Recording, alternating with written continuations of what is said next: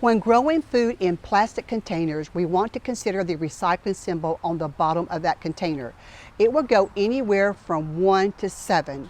The very best ones to grow in is 2 and 5, but the very top pick is number 2 because the number 2 recycling symbol is the most heat tolerant in resisting the UV rays. Hi, I'm Annette and welcome to Kitchen Garden Farmhouse.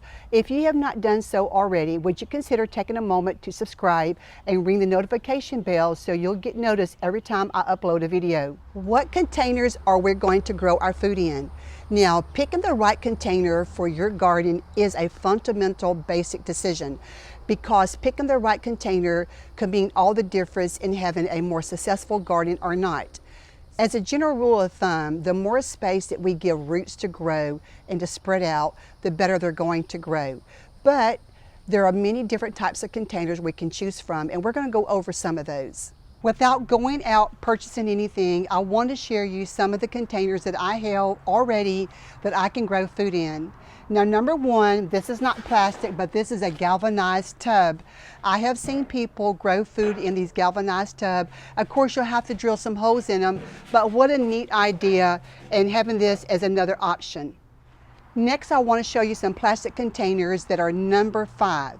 So they're not my top pick, but they are a pick and an option. You can get any kind of container like this from Walmart, Home Depot, Lowe's, and other places. And these right here are number 5s, at least the ones that I have are number 5.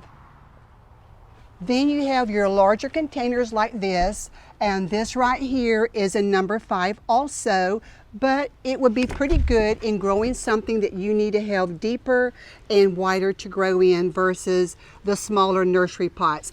And once again, this is a number 5.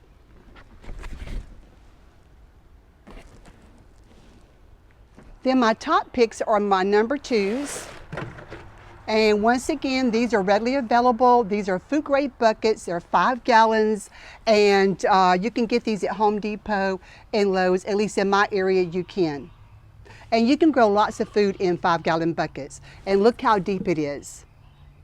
Then these nursery pots that are black, these are number 2s, but once again, they are a top pick, and these are readily available in most areas as well. And they come in many different sizes. Then when you want to grow something larger, maybe like a fruit tree or something like that, the 55-gallon barrels that you cut in half come in really, really handy. And guess what? The ones that I have, at least, they are a number 2 recycling symbol, and they're not too heavy once you cut them in half. And also you can cut them ever how short you want to, but a lot of people, they just cut them in half.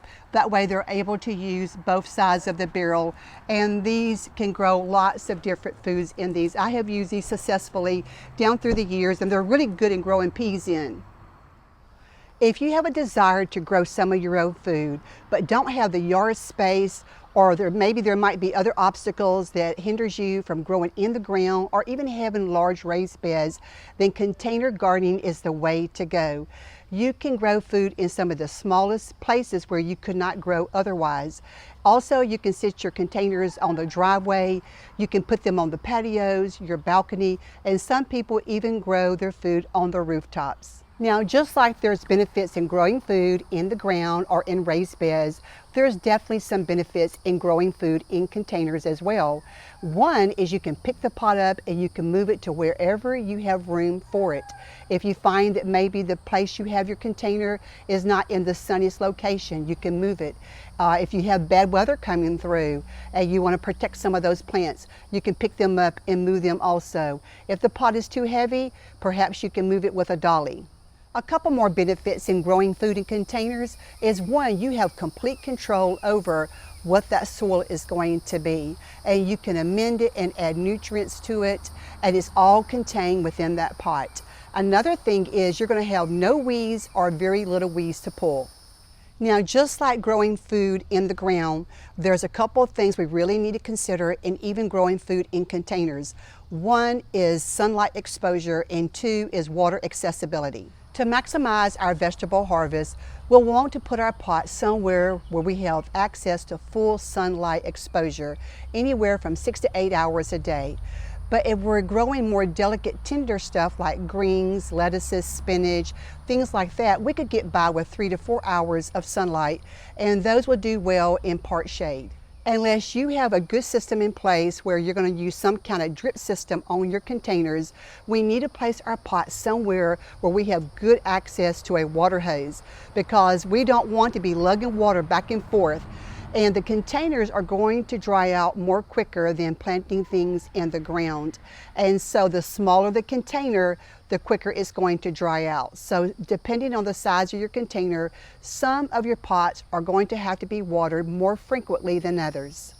Also, with our container gardening, we need to consider the microclimates that does exist on our properties. So a microclimate is going to be a small pocket of space that exists where the climate, the humidity, the temperature of that particular space is going to differ or be greater than the climate surrounding it. For example, if you have a pot container on an asphalt driveway for that to grow in that area, then as the sun comes out and heats up that asphalt, it's going to warm up the soil in that container more quicker than, say, if you had that pot sitting on a patch of grass somewhere.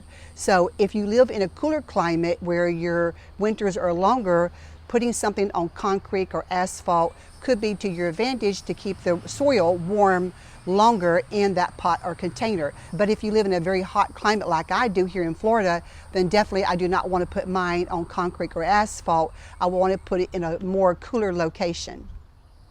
Now, depending on what type of vegetables you're going to be growing, that vegetable will need anywhere from 6 inches to 12 inches of root space to grow.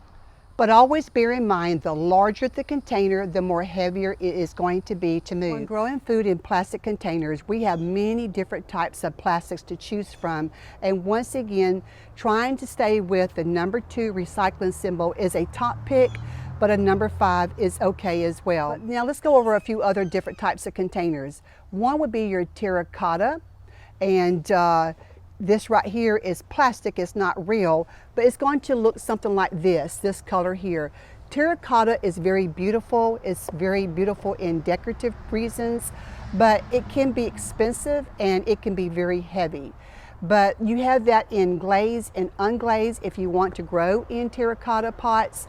The unglazed ones are going to dry out quicker than the ones that are glazed. Another option is your fiber pots.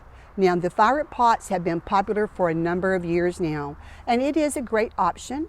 The fiber is going to be lightweight. Sometimes they may come with handles that make them more portable and moving them around. But just remember, because it's some sort of fabric, it's going to have a tendency to dry out quickly, and so your watering needs may increase if you use the fiber pots.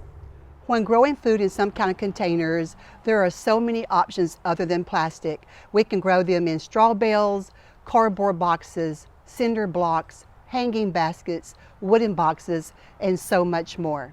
If you have enjoyed this video, please take a moment to subscribe if you have not done so already. And every time you give the videos a like and a comment and share with others, you take a part in helping Kitchen Garden Farmhouse to grow. Thank you, and I will see you in the next video.